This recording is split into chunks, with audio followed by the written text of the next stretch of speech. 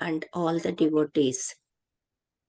Om Namo Bhagavate Vasudevaya. Om Namo Bhagavate Vasudevaya. Om Namo Bhagavate Vasudevaya. Chapter 2, The Lord in the Heart, in the Canto 2 of Srimad Bhagavatam. Text 1. Shri Shuka Uvacha Evam Puradharanayatmayoner Nashtam Smrutim Pratyavarudhya Tushtat Tata Sasarjeda Mamoga Drushtir Yatapyayat Prag Vyavasaya Buddhihi. Hare Krishna. Sri Sukadeva Goswami said, formerly, prior to the manifestation of the cosmos, Lord Brahma, by meditating on the Virat Rupa, regained his lost consciousness by appeasing the Lord. Thus, he was able to rebuild the creation as it was before. Shabdasya hi brahmana yesha panta yannamabhirtyayati dhira partaihi paribhramanstatra na vindatertan mayamaye vasanaya shayanaha. The way of presentation of the Vedic sounds is so bewildering that it directs the intelligence of the people to meaningless things like the heavenly kingdoms. The conditioned souls hover in dreams of such heavenly illusory pleasures, but actually they do not relish any tangible happiness in such places. Atah kavirnama suyavadartaha syadapramatto vyavasaya buddhihi siddhenyatartena yateta tatra parishramam tatra samikshamaanaha. For this reason, the enlightened person should endeavor only for the minimum necessities of life, while in the world of names. He should be intelligently fixed and never endeavor for unwanted things, being competent to perceive practically all such endeavors are merely hard labor for nothing. Satyam kshitau kim kashipo prayasair bahau swasiddhe hyupabarhanaikim satyanjalau kim purudanna patrya digvalkala dadau sati kim dukulaihi. When there are ample earthly flats to lie on, what is the necessity of cots and beds? When one can use his own arms, what is the necessity of a pillow? When one can use the palms of his hands, what is the necessity of varieties of utensils? When there is ample covering for the skin of trees, what is the necessity of clothing? Chirani kim patina santi dishanti bhiksham naivangripah parabrutah saritopyashushyan ruddha guhah kimajito vatinopasannan kasmad bhajanti kavayo dhanudharmadhandhan. Are there no torn clothes lying on the common road? Do the trees which exist for maintaining others no longer give alms in charity? Do the rivers, being dried up, no longer supply water to the thirsty? Are the caves of the mountains now closed? Or above all, does the Almighty Lord does not protect the fully surrendered souls?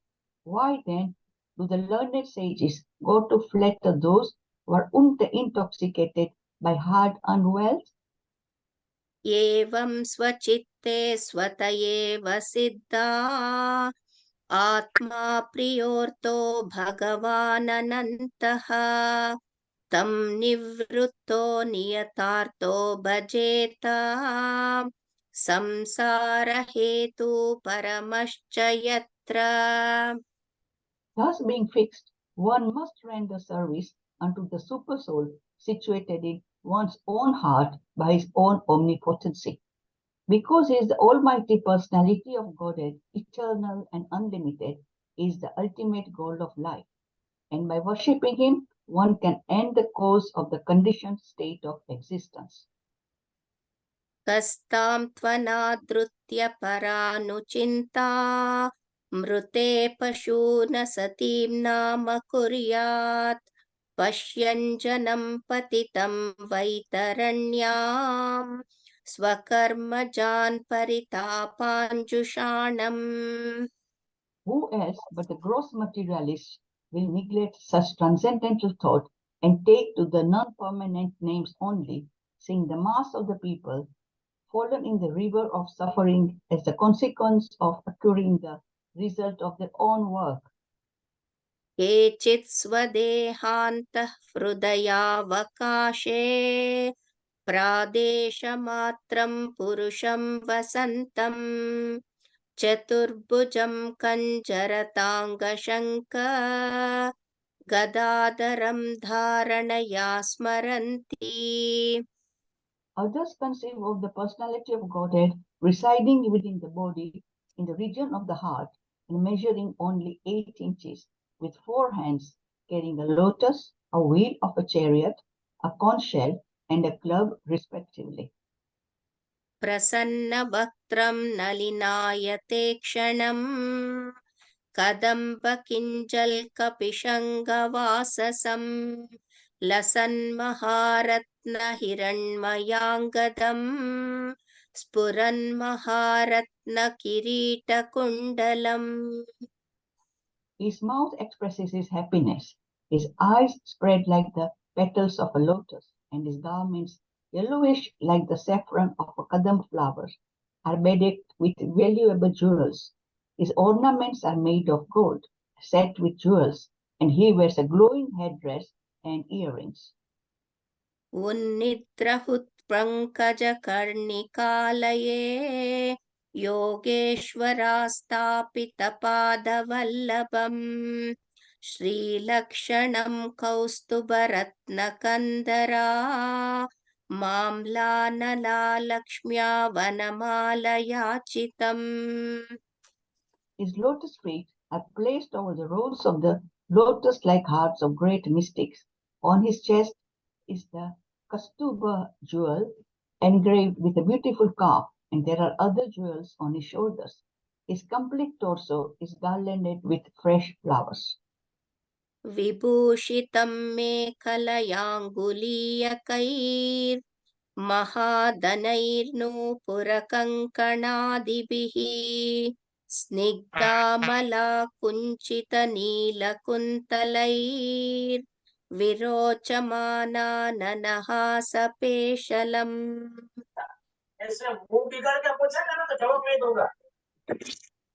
He is well decorated with an ornamental wreath about his waist and rings studded with valuable jewels on his fingers. His leglets, his bangles, his oiled hair, curling with a bluish tint, and his beautiful smiling face are all very pleasing. अदीनलीलाहसिते क्षणोल्लसत् भ्रूभङ्गसंसूचितभूर्यनुग्रहम् ईक्षेत चिन्तामयमेनमीश्वरम् यावन्मनोधारणयावतिष्ठते. The Lord's magnanimous pastimes and the glowing glancing of his smiling face are all indications of his extensive benedictions. One must therefore concentrate on this transcendental form of the Lord as long as the mind can be fixed on him by meditation. एकैकशोङ्गानिधियानुभावयेत् पादादियावत्तसितं गदाभृतः जितं जितं स्थानमपोह्य धारयेत् परं परं शुद्ध्यति धीर्यता यथा. The process of meditation should begin from the lotus feet of the Lord and progress to his smiling face. The meditation should be concentrated upon the lotus feet, then the calves, then the thighs, and in this way higher and higher. The more the mind becomes fixed upon different parts of the limbs, one after another, the more the intelligence becomes purified. यावन्न जायेत परावरेऽस्मिन् विश्वेश्वरे द्रष्टरि भक्तियोगः तावत्स्तवीयः पुरुषस्य रूपम् क्रियावसाने प्रयतः स्मरेत. Unless the gross materialist develops a sense of loving service upon the Supreme Lord, the seer of both the transcendental and material worlds, he should remember or meditate upon the universal form of the Lord at the end of his prescribed duties. स्थिरं सुखं चासनमास्थितो यतीर् यदा जिहासुरिममङ्गलोकम् काले च देशे च मनो न सज्जयेत् प्राणान् नियच्चेन्मनसा जितासुः. O King, whenever the yogi desires to leave this planet of human beings, he should not be perplexed about the proper time or place, but should comfortably sit without being disturbed, and regulating the life air should control the senses by the mind. मनः स्वबुद्ध्या मलया नियम्य क्षेत्रज्ञयेतां निनयेत्तमात्मनि आत्मानमात्मन्यवरुद्धयधीरो लब्धोपशान्तिर्विरमेत कृत्यात्. Therefore, the yogi should merge his mind by his unalloyed intelligence into the living entity, and then merge the living entity into the super self. And by doing this, the fully satisfied living entity becomes situated in the supreme stage of satisfaction, so that he ceases from all other activities. न यत्र कालो निमिषां परः प्रभुः कुतो नु देवा जगतां य ईशिरे न यत्र सत्त्वं न रजस्तमश्च न वै विकारो न महान् प्रधानम्. In that transcendental state of Labdhopashanti, there is no supremacy of devastating time, which controls even the celestial demigods who are empowered to rule over mundane creatures. And what to speak of the demigods themselves? Nor is there the mode of material goodness, nor passion, nor ignorance, nor even the false ego, nor the material causal ocean, nor the material nature. परं पदं वैष्णवमामनन्ति तद् यन्नेति नेतीत्य तदुत्सिस्तृक्षवः विसृज्य दौरात्म्यमनन्यसौहृदा हृदोपगुर्त्याः पदं पदे पदे. हरिः ओं तत्सत्. The translation is still being. Hello. English translation hasn't been done. Yes. The transcendentalists desire to avoid everything godless, for they know the supreme situation in which everything is related with the Supreme Lord Vishnu. Therefore, a pure devotee who is in absolute harmony with the Lord does not create perplexities, but worship the lotus feet of the Lord at every moment, taking them to his heart. Hare Krishna. Thank you for giving me this opportunity. Hare Krishna. Hare Krishna. Thank you, Puja Mataji. Thank you, Geeta Gamya Keshavi Mataji. Both of you have done very nicely with your recitations and translations. Thank you. All glories to Srila Prabhupada. All glories to Srila Prabhupada. Glory to Srila Prabhupada. Thank you, Prabhuji. Hare Krishna. Dear devotees, welcome to today's chat session. We continue with our reading and discussion of the second canto of the Bhagavatam, second chapter entitled The Lord in the Heart. And today we shall be reading and discussing in more detail text number 15, 16, and 17. So we'll start off by reciting the Mangala Charanam prayers. Please feel free to join in behind muted mics. Om Jnana Timirandasya Jnananjana Shalakaya Chakshur Unmalitam Yena Tasmai Shri Gurave Namaha.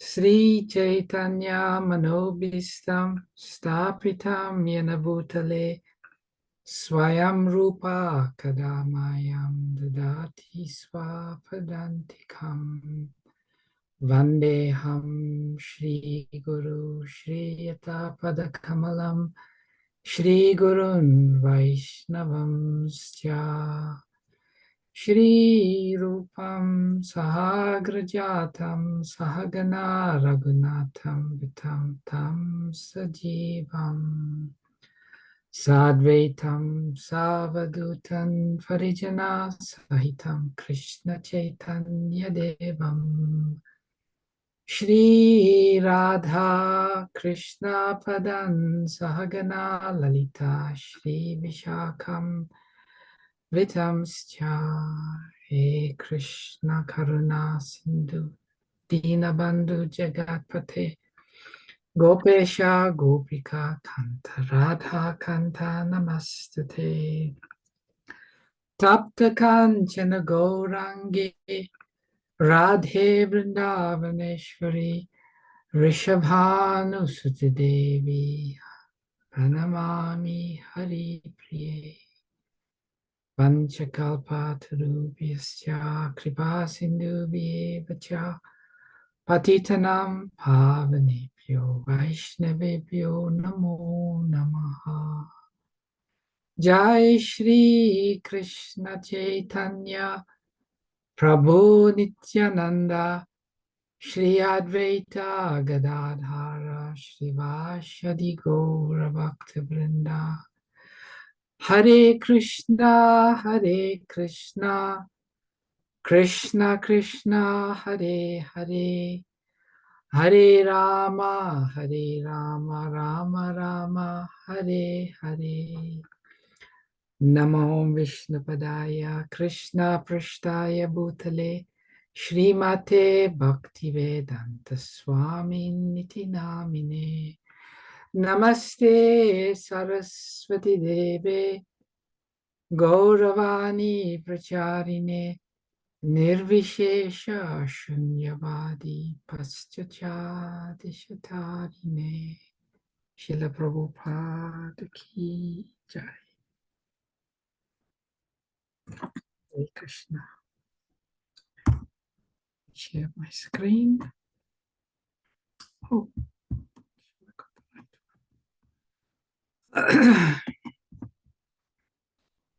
Krishna, Hare Krishna, Krishna Krishna. Ram, Ram, Ram. Okay, we are reading text number 15. These verses are being spoken to Shukdev by Shukdev Goswami to Maharaj Parikshit, describing the Ashtanga Yoga process.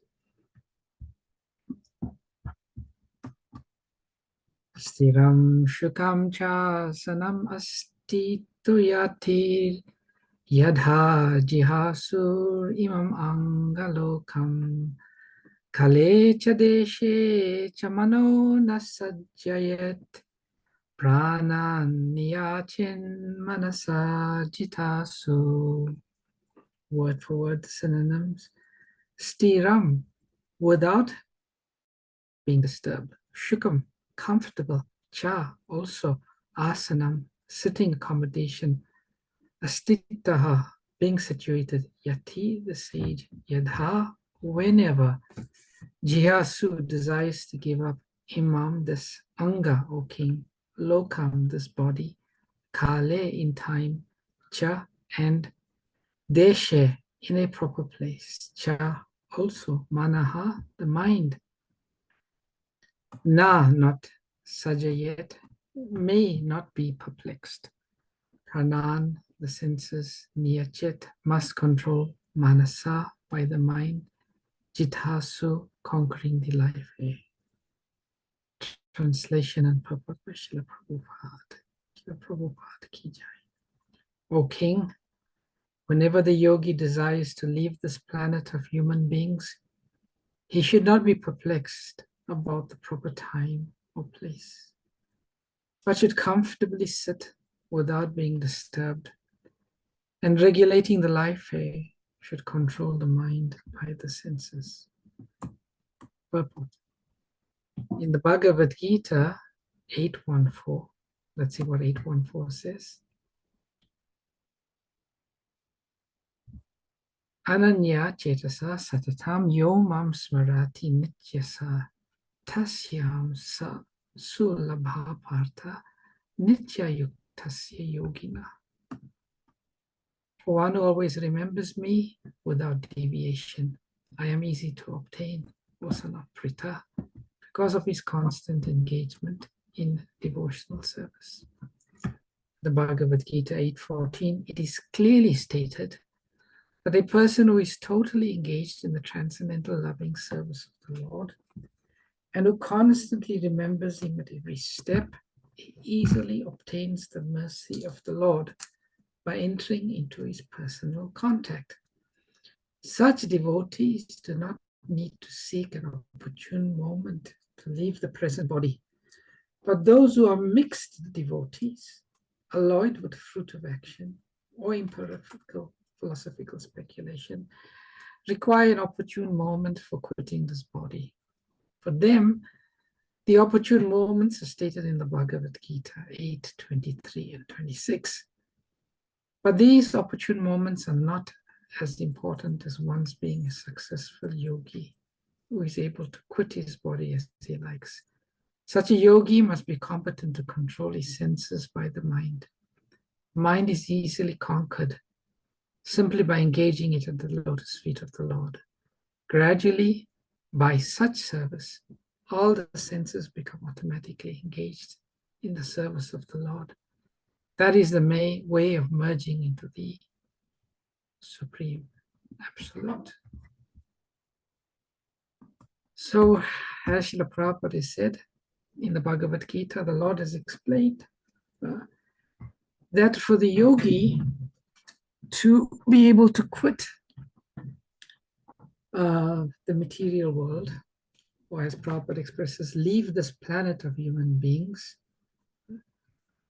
there are certain qualifications. One, you should not be perplexed about the proper time or place. Now, for those who are, as Prabhupada says, not pure devotees, but alloyed devotees.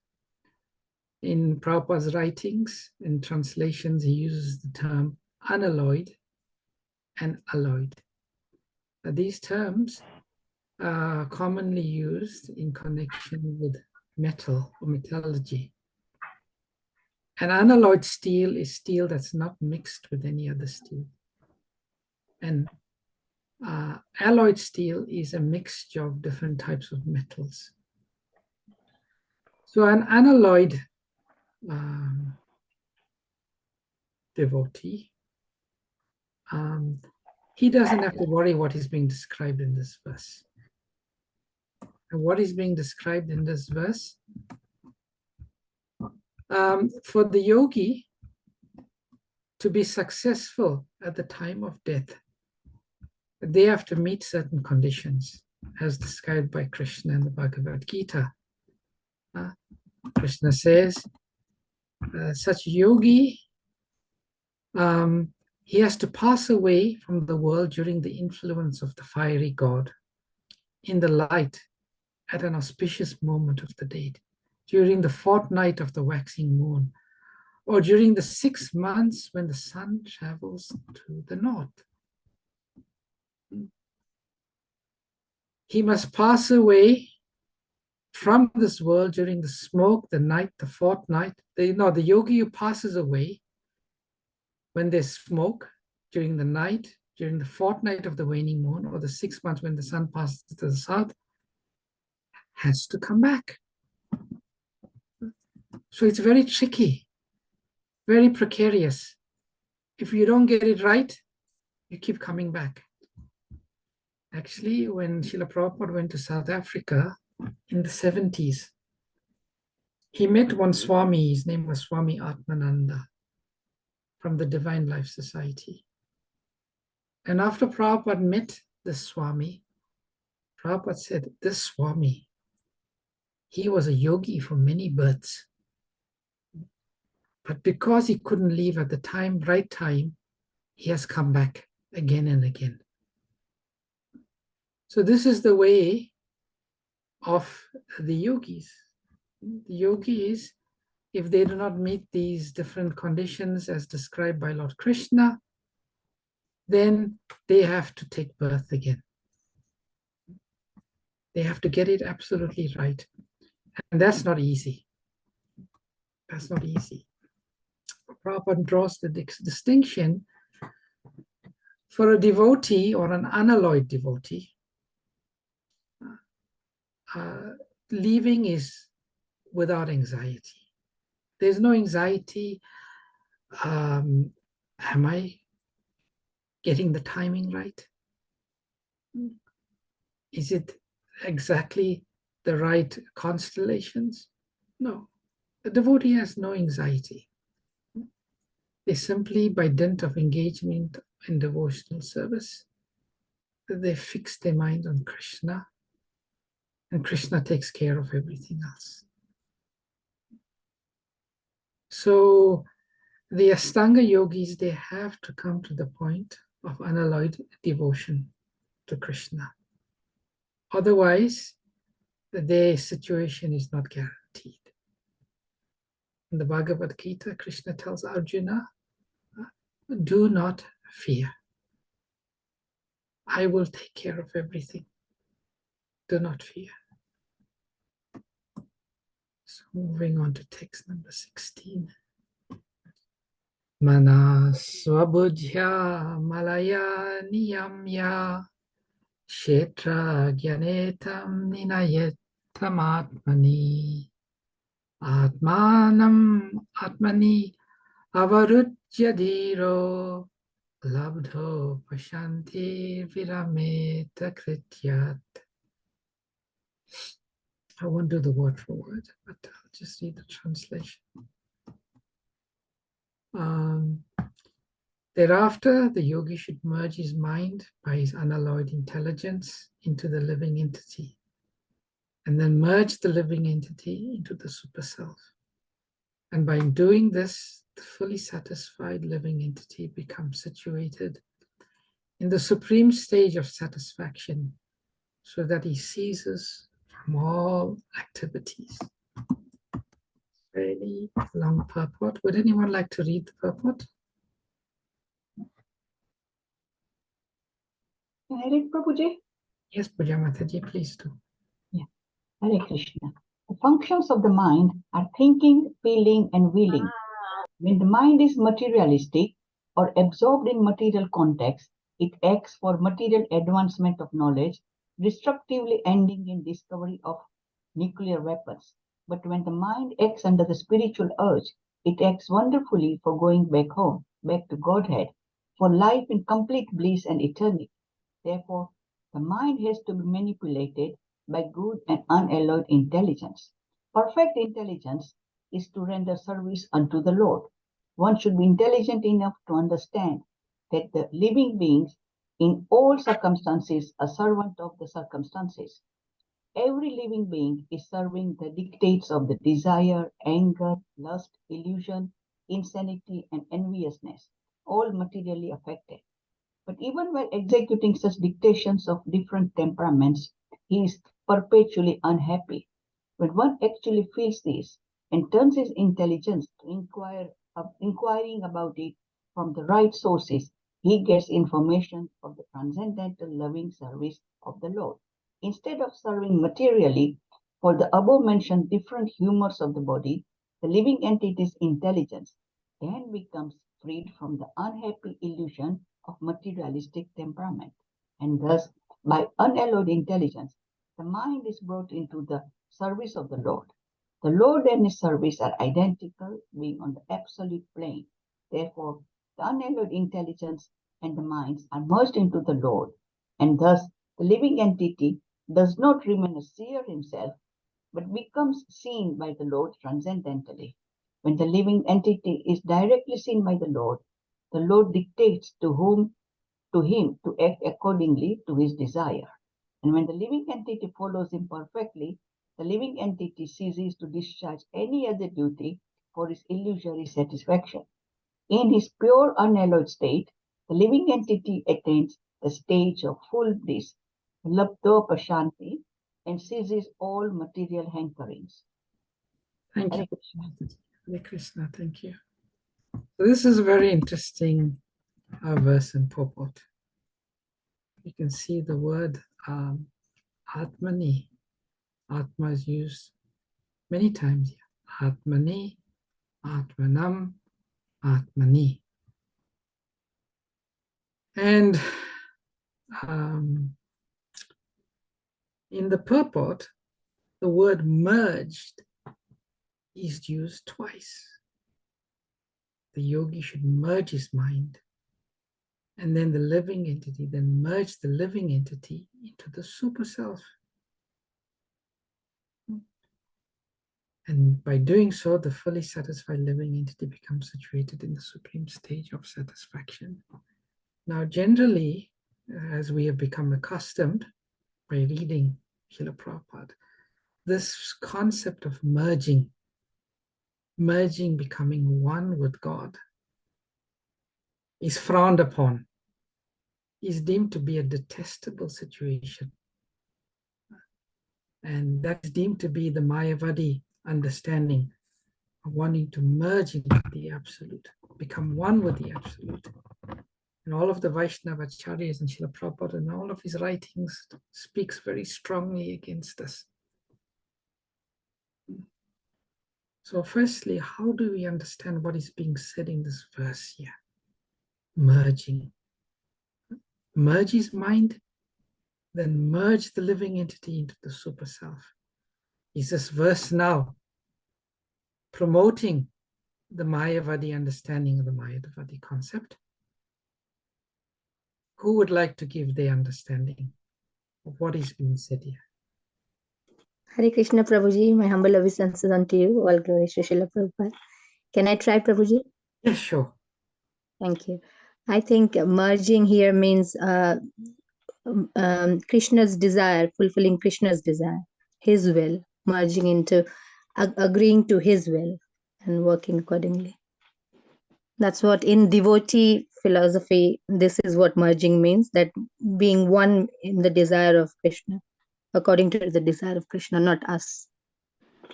Very good, Rupa Mataji. Thank you. Very nicely explained.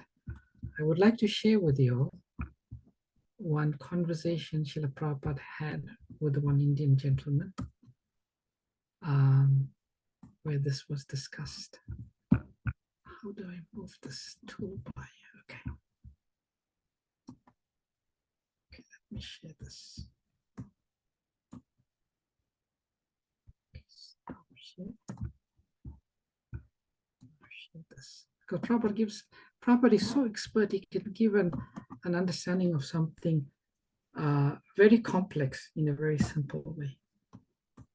So Prabhupada is speaking to the guest, and the guest says, when you merge into Krishna, all this merges into Krishna, then Prabhupada merges, guest, indistinct.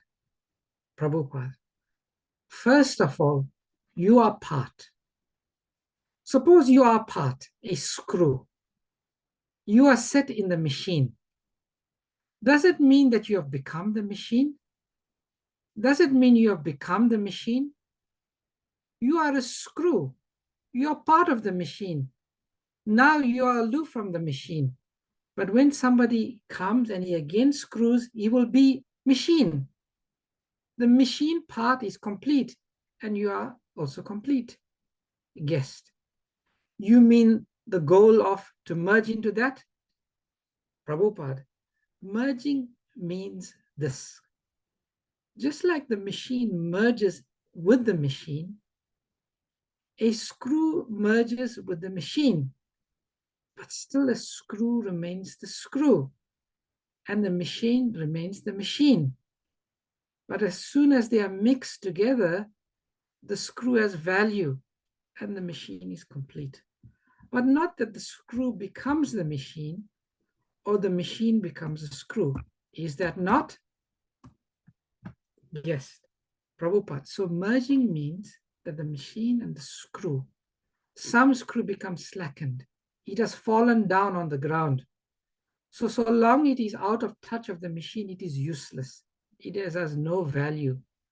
So merging into the Supreme means your value is now useless without being into the Supreme.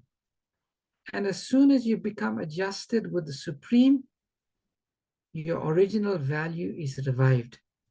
That is real meaning of merging. Now, Srila Prabhupada, if we go back to the purport we were discussing, Srila Prabhupada explains that again very nicely. Very nicely, Srila Prabhupada explains that. So let's go back to the purport. So, and Rupa Mataji explains it very nice. So Prabhupada says, the Lord and his service are identical, being on the absolute plane. Therefore, the unalloyed intelligence and the mind are merged into the Lord. And thus the living entity does not remain a seer himself, but becomes seen by the Lord transcendently.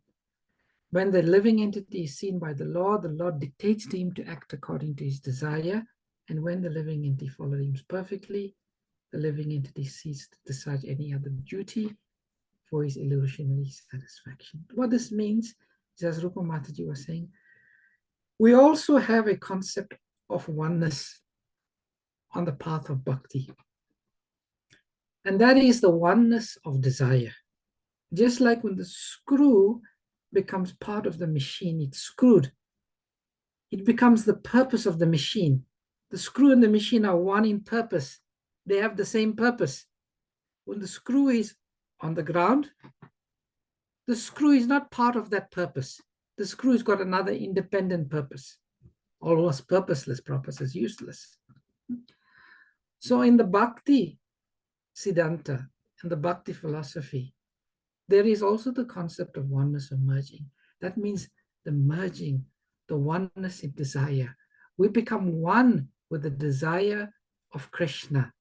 Krishna and his service is identical. Krishna and his service is one. And if our life is only about serving Krishna, only about serving the purpose of Krishna, we are deemed to be one with Krishna. That is the Vaishnava philosophy and understanding of oneness. It's oneness in desire, oneness in purpose. And when we become one in our purpose to Krishna, Krishna's purpose is to enjoy.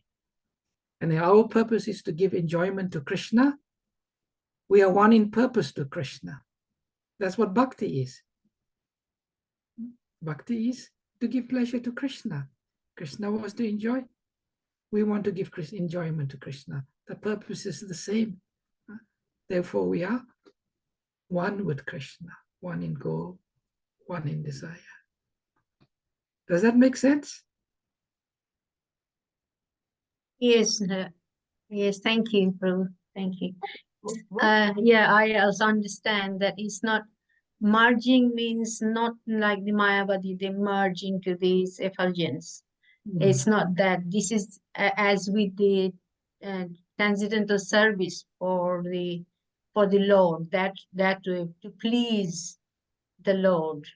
That way it can be says is that kind of a merging, not not any other way. Yes, that's correct. The purpose, yeah. Yes. So when we see merging and we see these discussions here, we should not be bewildered. Prabhupada also talks about the mind and the intelligence in the purport. Now, when the mind and the intelligence is employed or deployed for one's sense gratification, that's contaminated mind, contaminated intelligence. But when one has strong intelligence, that intelligence can direct the mind towards service of Krishna. And then the mind and intelligence, when it's used for the purpose of Krishna, it becomes purified mind, purified intelligence, and it's no longer something to be considered material. Prabhuji, Yes, just a point. You know the screw in the machine example. yes, One, it can be incomplete if the machine is missing the screw, and once it puts into the place, the machine becomes complete. But with the same, when applied to Krishna, Krishna is complete in himself, whether we merge in with him or not. So yes. I'm a bit difficult understanding this similarity between the machine with the screw in and us merging with the Krishna, because Krishna doesn't need us. He's always there. He's complete in himself, whether we are there with him or not. That's a very nice and interesting point you raised, Puja Mataji. Well articulated and well identified. Krishna, as you say, is right. Krishna is known as Atmaram, self-satisfied. He doesn't need us. But yet Krishna wants us to be serving in him. So, you know, these analogies, they demonstrate the principle, but they cannot be exact in all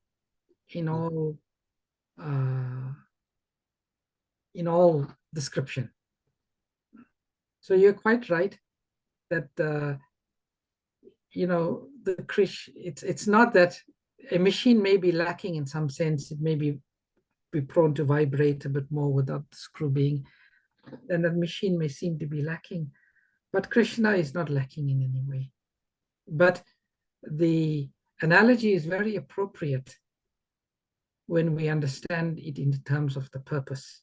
If we look at the analogy in terms of the principle of purpose and oneness, it's appropriate. But if we look at it in all material circumstances, it's not appropriate, because Krishna is perfect. Even without us, with us, he still remains perfect. Purnam Ada Purnamidam. The complete whole is complete and perfect at all situations, in all circumstances. So that analogy is very nice, but not exactly applicable in all circumstances. Thank you, Puja Mataji. Hare Krishna. Hare Krishna. Also, what I understand,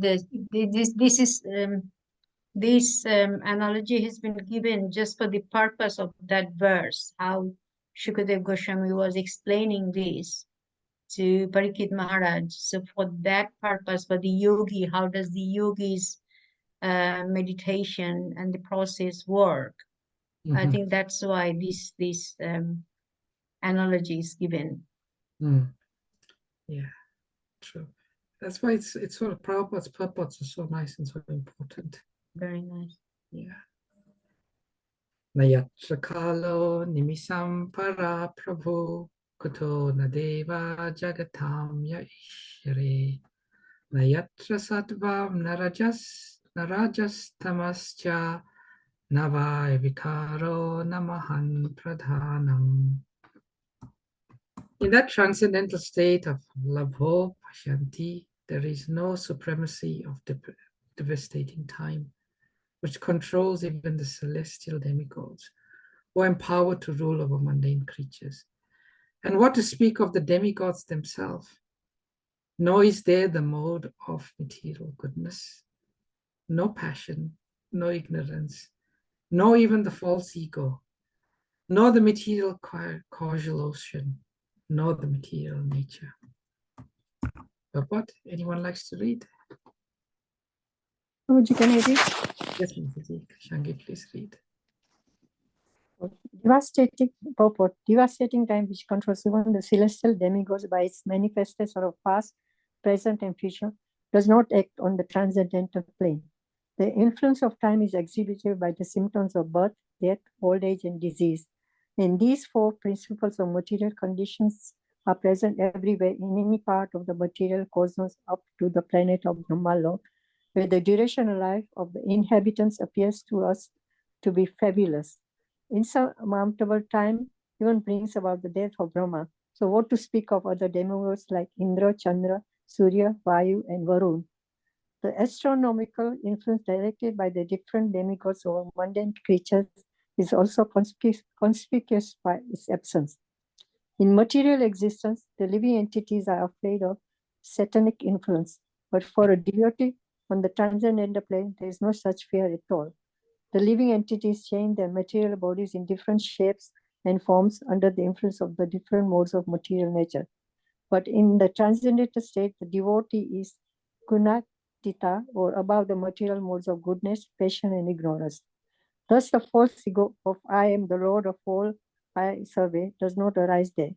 In the material world, the false ego of the living being trying to lord it over the material nature is something like the moths falling in a blazing fire. The moth is captivated by the glaring beauty of the fire, and when he comes to enjoy it, the blazing fire consumes him. In the transcendental state, the living being is pure in his consciousness, and as such has no false ego to lord it over the material nature. Rather, he is pure.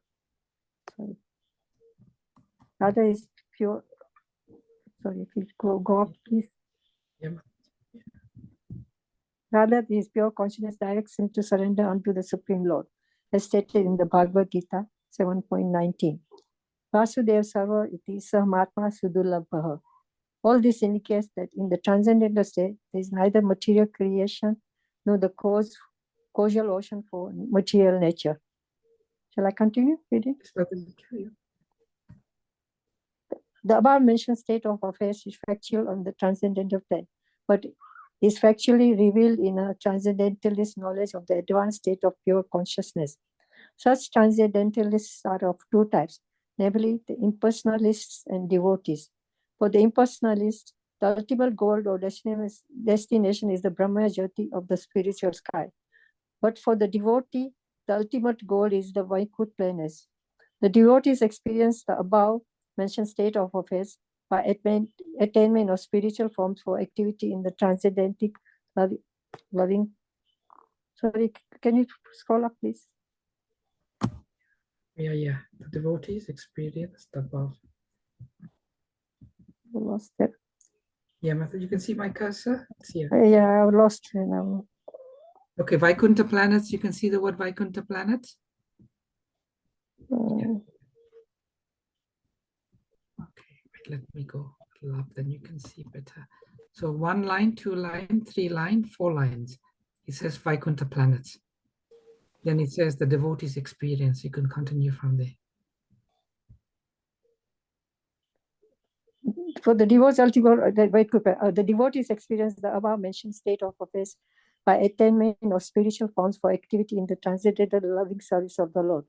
But the impersonalist, because of his neglecting the assertion of the Lord, does not develop a spiritual body for spiritual activity, but remains a spiritual spark only, merged in the effulgent spiritual rays of the Supreme Personality of Godhead. The Lord is the full-fledged form of eternity, bliss, and knowledge, but the formless Brahma Jyoti is simply eternity and knowledge. The Vaikut planes are also forms of eternity, bliss, and knowledge. And therefore, the devotees of the Lord who are admitted in the abode of the Lord also get bodies of eternity, bliss, and knowledge. As such, there is no difference between one and another. The Lord's abode, name, fame, entourage, etc., all are the same of the same transcendental quality. And how this transcendental quality differs from the material world is explained here with this verse. In the Bhagavad Gita, 3 principal subjects have been explained by Lord Krishna, namely Karma Yoga, Jnana Yoga, and Bhakti Yoga. But one can reach the Vaikut planes by the practice of Bhakti Yoga only. The other two are incompetent in helping one reach the Vaikut clocks, although they can, however, conveniently take one to the effulgent Brahma Jyoti as described above. Thank you, Mataji. Hare Krishna. Hare Krishna. So, back to the verse. Prabhupada is describing this word, Labdha Pashanti. It's a state, as Prabhupada explained, they are free from the influence of the time.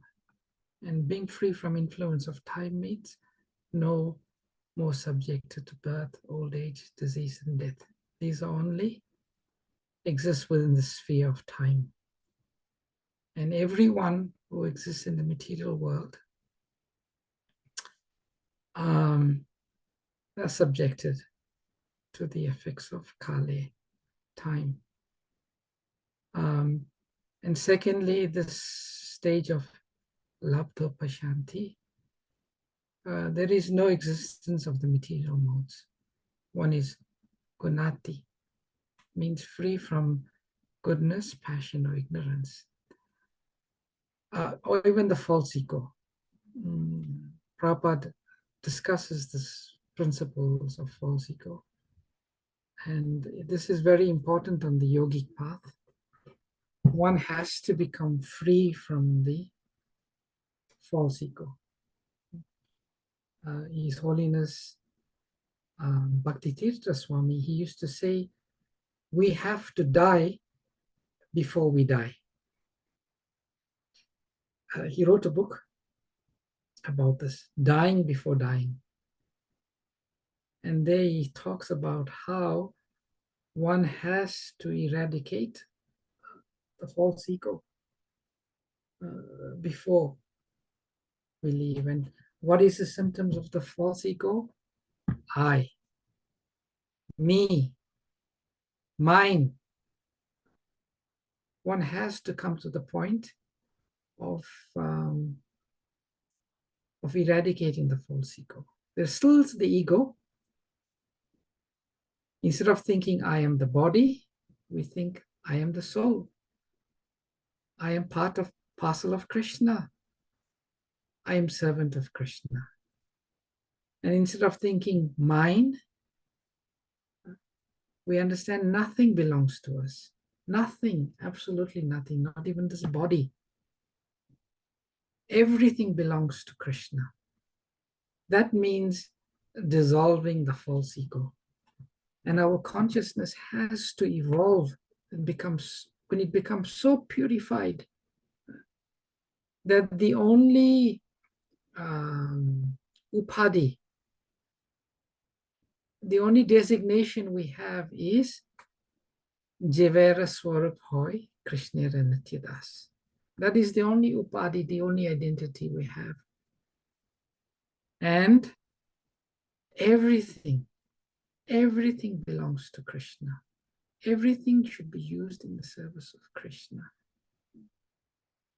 I am Krishna, and Krishna is mine. Krishna is my only maintainer. Krishna is my only protector. So, in terms of Sharanagati, surrender, the first stage, we surrender the mind. Second stage, we surrender the intelligence, that means the mind and intelligence. And the final and the ultimate stage of surrender, Sharanagati, we surrender the false ego. And that is called the stage of Danya, complete humility. Therefore, it is said, humility is the final stage of spiritual life. We become completely humble. I am the servant of the servant of the servant of the servant of Krishna. Unless we become completely humble, the false ego is still existing. Therefore, we see one of the qualities of the pure Vaishnavas, the advanced Vaishnavas, they display the quality of complete humility. Because at that stage, of that advanced stage, even the false ego is dissolved. The eightfold mystic yoga process, the yoga process, it is deemed to be risky in another sense also, in that if we see the super soul, the inclination may be for us to think that we are God. So, Labo Pashanti, in one sense, can only apply to the pure devotee. Shantis, it's very interesting that this word is composed of the word Shanti. Shanti means peaceful. And the Chaitanya Charitamrita is explained nobody can be peaceful, because everybody besides the devotee is being haunted by some ghost. Some people are haunted by the ghost of karma, the desire for fruit of activity and results. Some people are haunted by the ghost of jnana, where they have desire, material desire for liberation. And some people are troubled by the ghost of yoga, the yogic siddhis. And only the devotee can be pashanti, completely peaceful, because the devotee is free of any material desire or selfish desire. Only desires to please Krishna. Only the devotee can be labdha pashanti. That's what Srila Prabhupada is trying to say here. So we'll stop. Hare Krishna. Any questions, comments, reflections by anyone? Hare Krishna, Vrindavan, Chandra Prabhu. Hare Krishna. Thank you so much for explanation. I really like this, because, it's, I mean, the yogis, why do they go through this difficult process? I mean, don't they know there's a process called devotional service? They can get, all their ego. They don't have to go through these difficult stages, sitting down and control this, control that. Devotional service is easy, but it's for people who really are dedicated. We have to go through the process also, of course. The devotee has to go through the process. But I think it's all these processes are so difficult. Why people take the difficult path? Because they still have within their heart some hostility. I saw one devotee described it so nicely. When I heard this description, it really made me understand why Srila Rupa Goswami's definition of pure devotional service is so nice. He said people have some hostility sense. The karmis, they have some hostility. They think, why should Krishna have everything? Can't I have something? The jnanis have some hostility. They're thinking, why can't I also enjoy eternal bliss? And the yogis think, I should also get some power. So unless all traces of hostility against Krishna, because to desire anything besides Krishna's service and happiness, it is, there's traces of hostility there. So these yogis, they don't do this yoga just to please Krishna. They do it for their own benefit, isn't it? Yeah. They got some hostility. Hostility means I've still got some, why Krishna? Why not me? Why not me? That selfish, little traces of selfishness is still there. And even us, I mean, we can claim to be, devotees on the path. But if we look within our hearts, we will also find some traces of hostility against Krishna. And that it may be very subtle. It may be very subtle.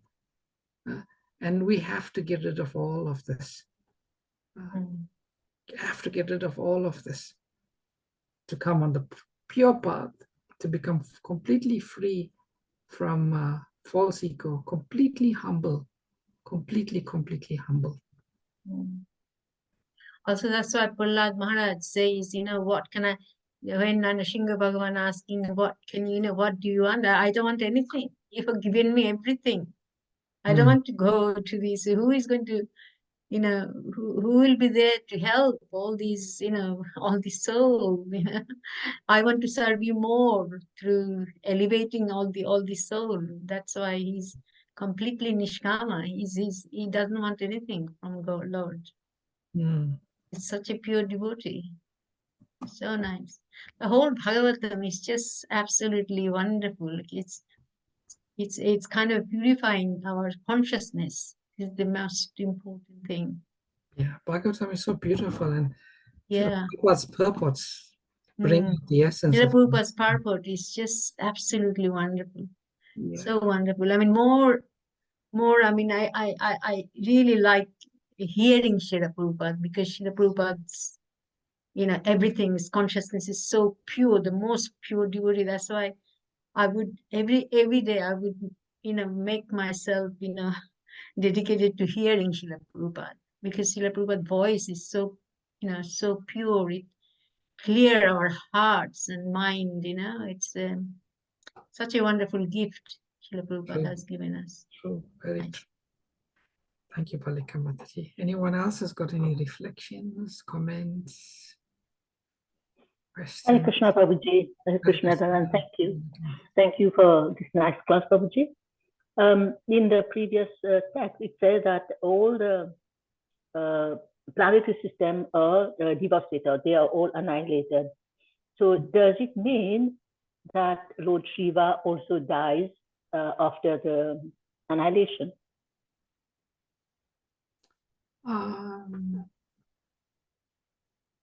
No. Lord Shiva himself, there's two types of annihilation, partial and incomplete. Yes. Shiva himself is the initiator of the partial devastation. And Lord Shiva, he's in a very specific category. He's described to be like, Guna avatar. Guna avatar. So our understanding is that Lord Shiva does not die, because he's Guna avatar. Okay, so we are still having a discussion at the Toronto temple deciding what happened to Lord Shiva. But I know, I cannot say I know. I understand that Lord Shiva does not die.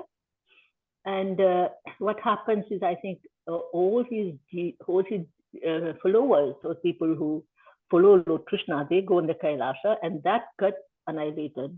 But where does Lord Shiva go? This is our question. Okay, I have not thought about that, but I'll try to see if I can do some research. Yes, Prabhuji, we are all trying to find out what happened to Lord Shiva. If I find and discover something, I'll probably go to Brahma Samhita, because Brahma Samhita's got some very interesting verses about this particular. Yes, verse 49 is Chiram Dadati. That means that he is like yogurt and Krishna's milk. So you can convert milk into yogurt, but you cannot convert yogurt into milk, back into milk. You cannot do that. But our question is, where does he go? Because he is, I think he's Chiranjeevi, he doesn't die, right? So where does he go during the annihilation? This is one question. And then coming back to Mataji's question that she was just asking, why the yogis go through all these difficulties. The yogis, they have some desire in the heart to go and enjoy different planetary systems. So when they go into all the different planet systems. When they finish enjoying in one, they want to know more, they want to know more. By the time they reach in the Brahmaloka, the desires is finished. There are no more desires, because they have been, it's a process of cleansing them as well. So slowly, in my last class, I gave this what happened to them and how do they go back. Because if you take the Narad Muni's first time, he says when the annihilation happened, he went in the body of Garbhodakshaya Vishnu with all the yogis. And then when the material universe was created again, then they came out, then he became Narada. So that's what happened to the yogis. So thank you, Prabhuji, Hare Krishna. But please, if you get any hint where Lord Shiva goes during annihilation, let me know. Thank you, Hare Krishna. Hare Krishna. Hare Krishna, Mataji. So just for this question, so we see some information in the Sri Brahma Vaivarta Mahapurana. So there creates the Krishna he expands himself into Narayana, Lord Shankara, and Brahma and Dharma, and then he creates Saraswati, goddess Lakshmi Devi, and Parvati. So that is creation, and at the end, so Narayana goes to the Vaikuntha planet. He creates Vaikuntha planets where Narayana with 400 forms, all they go into there. And then Narayana resides in the Vaikuntha planets. And he also creates the Kailasa where Lord Shankara with all his associates, they go and reside there. So at the end of the annihilation, so after the maintenance of all this creation, at the end, all the Pashvadas of Lord Shankara, they enter into himself, into Lord Shankara. And similar four-handed form of Narayana Pashvadas, they enter into Narayana. So Narayana, Lord Shankara, and Mula Prakriti. Mula Prakriti is the Radharani. So these three people, they enter into the heart of Krishna. And Krishna in the Rasamandala, so there is the Rasamandala in between the Shatashrunga mountain and Virija river, where Lord Krishna is there. And then he take a nap. So thing is considered as the Nimesha, one Blink of the eye. yes. So it is kind of considered as one Nimesha. So even though Lord Shankar, the Mrityu never defeated Lord Shankara, this information mentioned there. And Lord Shankara and Narayana and Mula Prakriti, they are of the same category. They enter into same category in the sense, in terms of the expansions, and in terms of the way they have lived that much of period, and they enter into the heart of Krishna. And then Lord Krishna, he take a nap. Thank you, Prabhuji. Yes, thank you. But can you please share this link and wherever you found it? Because I cannot just go and tell them. I have to give them reference of what I understood about where Lord Shiva goes. So is there a possibility, Prabhuji? Yes, Mataji. So this one, as part of our Sangha, Expert Sangha, so we have recited this Brahma Samhita, this complete chapter, Sanskrit and English. So I'll send that link in YouTube. But it is in a different language. I don't have English. Is it South Indian language, Prabhuji? It is Telugu language. Okay, I can find devotees in Toronto temple. They are mostly South Indian, Telugu, and Tamil. So I can find someone to read it. Thank you so much, Prabhuji. Thank you, Mataji. Hare Krishna. Hare Krishna. Thank you. Thank you, Moku Prabhu, for sharing that. Okay, anyone else got any comments, questions? Thank you. Thank you very much. We'll conclude. Mataji, you unmuted. Did you want to say something? Hare Krishna, Prabhuji. Please accept my humble obeisances. Yes, All sir. glories to Srila Prabhupada. I just only wanted to comment, Prabhuji, on, I don't know my understanding of the machine and the screw, the Yeah. thing. And I think maybe Srila Prabhupada was, because all of people who are asking were just simple people. And it's such a, as you were saying, Prabhuji, it's such a complex thing. How Srila Prabhupada actually makes it so simple to understand. We don't have to go into the internet. It's obviously Krishna is complete, isn't it? But I'm just thinking the function of here, just talking the functionality of the machine rather than the structure. Because when we start thinking about complete, we go directly into the structure, isn't it? So over here, without the screw, the function, the machine does not work. So when the screw is put in back, then properly it works properly. Maybe I'm just thinking because of the functionality. Yeah, from the perspective of the screw property. Screw, yes. Not from the perspective not of from the, no. Yeah. No, from the screw thing.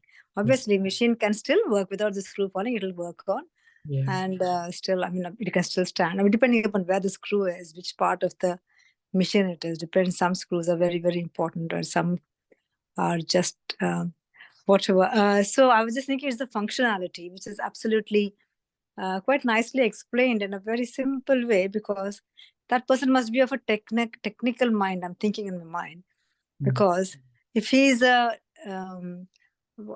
technocrat, or what do you call a technician, we have to make them understand in the language they understand. And I think Srila Prabhupada tried to bring out this is the best way of making that devotee understand. Absolutely amazed with the way how Srila Prabhupada tries to make complex things so simple. And today we were also trying to say like how it makes it everything so simple and just says only, I mean, you have to just only link it up with Krishna. And we're trying to, today we were talking with Mataji and myself, like, imagine trying to explain to a foreigner about the Hindu culture and about Krishna And it's such a complex culture, such a complex thing.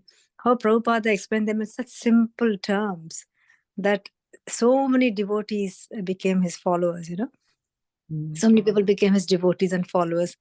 I mean, who could do that? I mean, we are very famous for making simple things complex. Yeah. And Sri Prabhupada, he had that intelligence. Obviously, I'm sure Krishna was there with him all the time and guiding him. So the thought process and the mind and intelligence had obviously gone into Srila Prabhupada. And with all the experience he had in his life, seeing Grihastha and plus Vanaprastha, everything. So here Prabhupada put it so simply. Just wanted to see, how can we learn a little bit of that from Srila Prabhupada, Just if Krishna shows the mercy, Srila Prabhupada shows the mercy, we can at least try to understand in that way. I just wanted to give that comment. Thank you, Prabhuji, so much for the lovely class. Absolutely.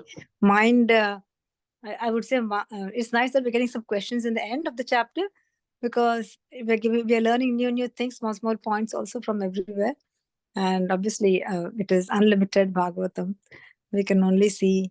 I always say that only a couple of lines I want to say, and then don't want to keep it behind. I always try to say what brain doesn't know, the eyes don't see. And just because you cannot see things or you don't know things does not mean that it's not there. Just because we are conditioned, if you close our eyes and you're standing in front of me, I'm closing my eyes. For me, I can't see you, but you're there, isn't it? The similar way, like how other things which the Bhagavatam tells us, which we haven't seen, doesn't mean it's not existing. For somebody to write about that, there was something there maybe. And I don't think anything is imagination as such. I'm sure, why do those thoughts come into you? Because something must have happened or something could have been there. That's where those thoughts create into you. This is what is my thinking. But obviously, I may be wrong, Prabhuji. Hare Krishna. Thank you so much. Thank you.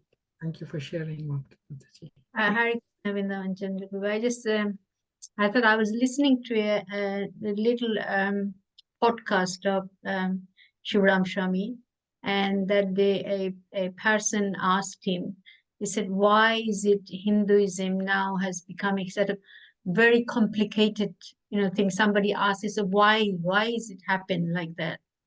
So Guru Maharaj, one particular point of that, to answer that question, he mentioned that Srila Prabhupada always says, Hinduism is a philosophy, but the main theme is Vaishnavism. Hinduism is a way of life. Our philosophy is Vaishnavism.